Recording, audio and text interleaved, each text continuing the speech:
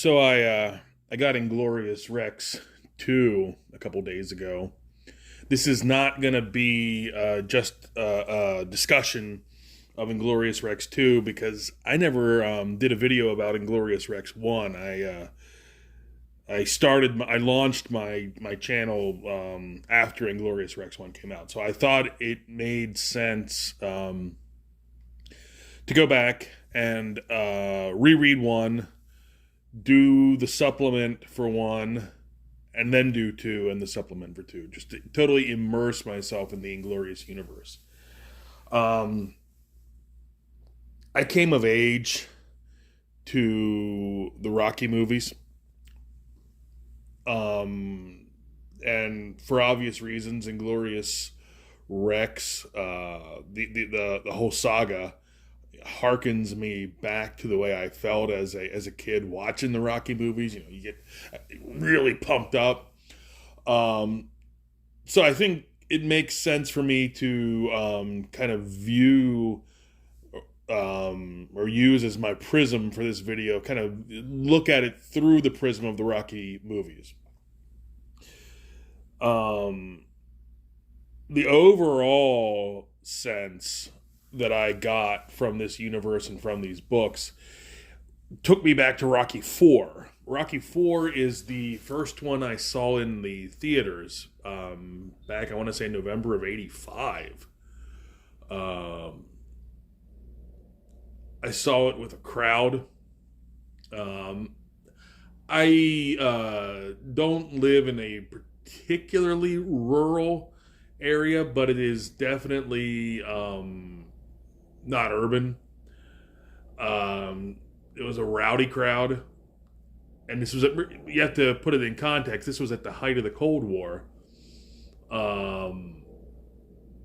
This was also like maybe the last couple years where patriotism was permitted in American movies, and the Rocky 4 audience that I saw it with, when that point comes where, you know, Rocky's been taking a beating, then he, finally gets one of his own in, and that kind of turns the tide. That crowd, as one voice, cheered. I was 15. I'm looking around. I've never seen an entire audience. They stood up. They were applauding. They were cheering. They're going crazy. And I don't have that sense super frequently in print or text. It's not the immediacy of film, so you don't react as quickly and violently. Well, violently is the wrong word. As quickly and sharply as you do in a cinematic experience. But I'm not out of place in saying I felt a lot of those emotions, particularly in Inglorious Rex 1. Inglorious Rex 1 is I won't say it's crafted as a Rocky movie because it's an entirely different environment, but it's got a lot of the same beats. You know, the guy who's handed a chance out of nowhere, given a shot, either at redemption or revenge, or given a shot at something that's going to have a real emotional payoff for him. How he prepares for that battle, so to speak. The fight itself is choreographed in such a way to hit the dramatic beats so that your emotions take a ride with the fighters. And then a payoff. And I don't want to tell you what, there are people out there who haven't read Inglorious Rex 1. I don't want to tell you what the payoff is. But the payoff for these kind of arcs is always very satisfying. And that's the feel I had, and I think I even wrote words much to that effect on Twitter. I back in those days, I'd get something and I would sort of just do like a mini little blurb review on Twitter.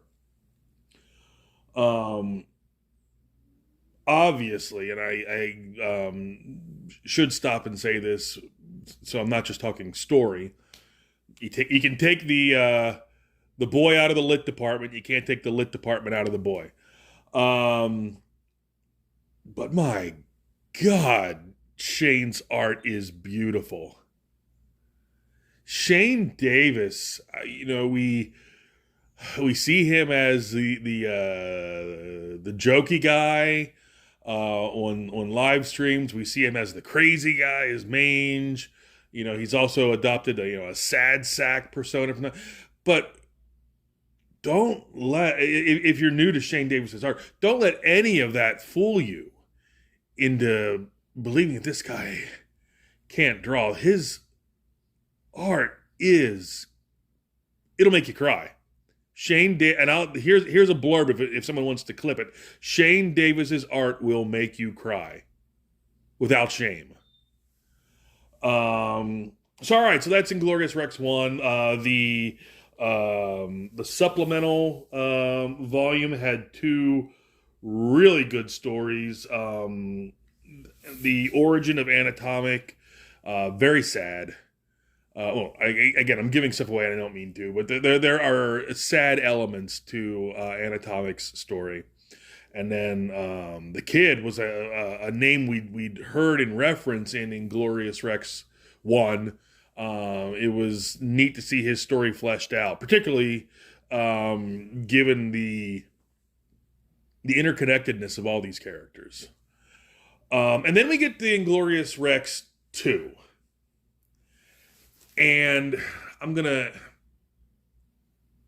let all of whatever street cred I've got evaporate with this, because I'm going to use as my example Joss Whedon and the Buffyverse.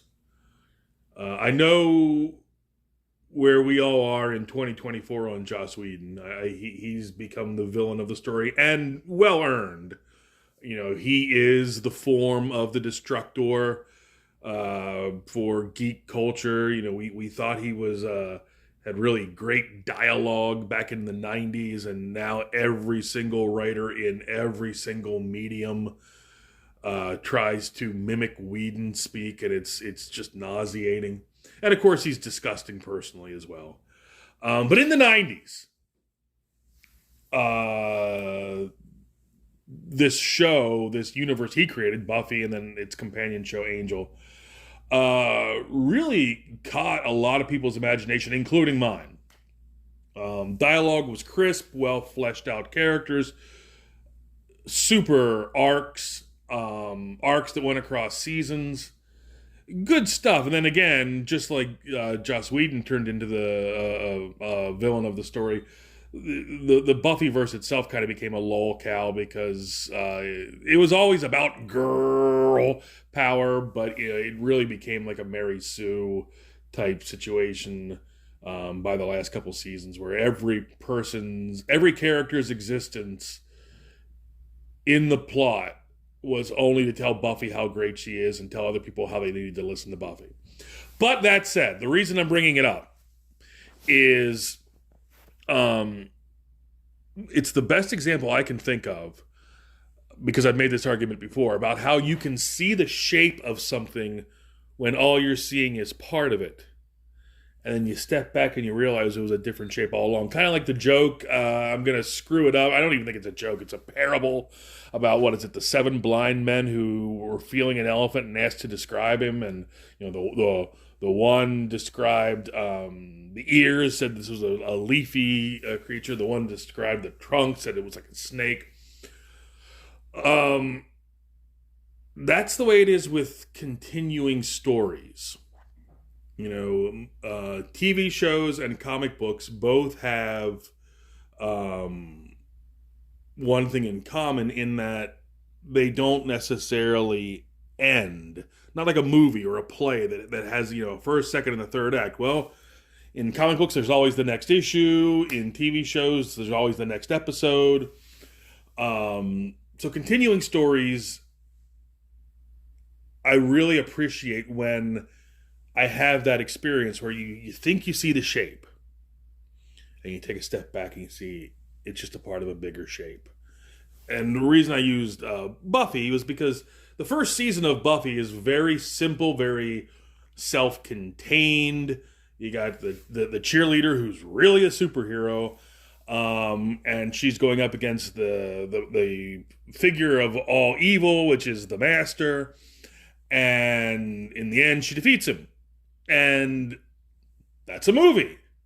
And if they had not been picked up for a second season, that would have been the shape of the Buffy show. It would have been introduce the characters, here's the good, here's the bad, they fight, she wins. He's defeated. But then you take a step back for season 2, and you realize it takes place in a bigger world, and it's a world of a community of vampires, and what happens when the leadership role of a community is suddenly vacated. Someone else steps in to take its place. In this case, Spike and Drusilla, and then later the evil angel. And then season 3, take a step back further and ask, why is there a town on top of this portal to hell, the hell mouth? And then season 5, take a step back. What the hell's the federal... I'm sorry, season 4, I mean. What the hell's the federal government doing during all this? Shouldn't our military have something to say about this? Take a step... You see where I'm going with this. The story of Inglorious Rex 1, good story. Like I say, it hit a lot of the beats of a Rocky movie. I described the elements. There's the payoff. If that's the only issue of Inglorious Rex that ever came out, if I'm just talking about Inglorious Rex as a single issue, very satisfying, beautiful art, as I said, and a complete story with a beginning, middle, and end. Issue 2, and I'm going to be very vague here because I know neither Shane nor Yanzi want any plot points revealed, particularly the ending, the climax of the story. But I will say that the bigger world that the inspirational fighter story of Inglorious Rex 1, the bigger world that story inhabits, it was hinted at in Inglorious Rex 1. There was dialogue that alluded to it, but Inglorious Rex 1 very focused on its own story, its personal story. 2, we sort of get a much more. I'm looking for a word. I'm screwing up on it. I'll say we get a much more vivid picture of the world that these fighters inhabit, and what its power structure is, and what its needs are, and what its immediate needs are. Do we get everything? Hell no. Hell no. I've heard Shane talking about how there's an Inglorious Rex Bible, and all we've seen so far is the tip of the iceberg, and he's got it mapped. Believe me, we have not learned all there is to learn. The perspective of Inglorious Rex 2, while it's a step back from that of Inglorious Rex 1,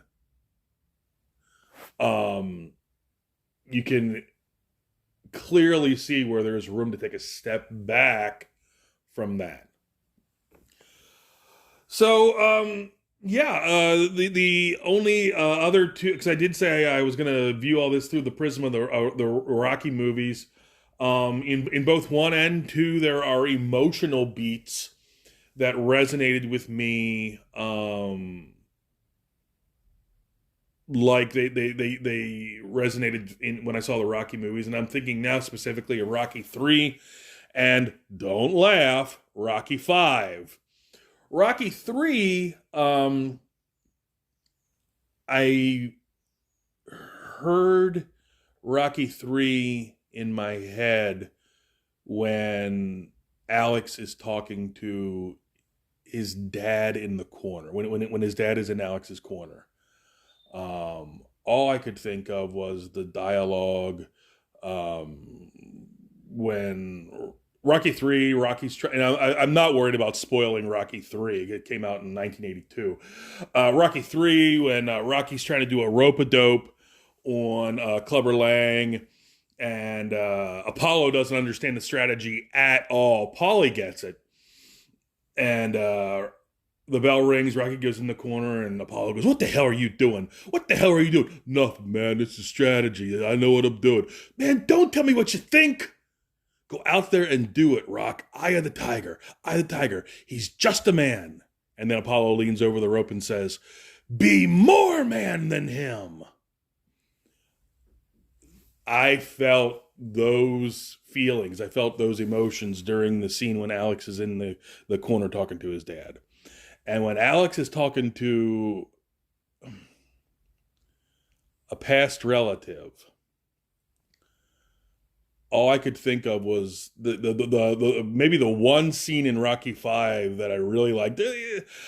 Rocky V gets a bad rap, and it's not ill-deserved. But there are some good parts to Rocky V. The ending of Rocky V, I still quote it professionally. You know, when the promoter, his name escapes me, says, hey, Rock, touch me and I'll sue. And then Rocky punches him and says, "Sue me for what?" Because Rocky has nothing by the end of Rocky V. Sue me for what? But the scene that I'm talking about that I really felt during Alex's scenes, where he's talking to a relative who has passed away. I love the scene in Rocky V where Rocky's knocked out and he sees the ghost of Mickey saying, "I didn't hear no bell. Get up, you son of a bitch, 'cause Mickey loves you." I felt that, and when you read it, you'll know exactly the moment I'm talking about. I felt that with Alex. Well, again, I don't want to ruin anything, but I felt that emotion. So look, all I do is praise things. You know, I promise I'm not a shill. But art that will literally make you weep. A story that continues to unfold like a fractal symbol. Emotions that make you feel fear and whatever the word is for the emotion you feel when you're getting pumped up, you know, you're getting amped, and defeat and loss and victory and hope, and the love between a father and a son, and the love between brothers, and the love between man and woman. Looking at you, Anatomic. And again, it's all against the backdrop of a universe we've only begun to explore. So it's been a great week to be Comicsgate. My hat is off to Shane and Yanzi. My hat is off to the Inglorious Rex universe. This has been Tom Tuttle.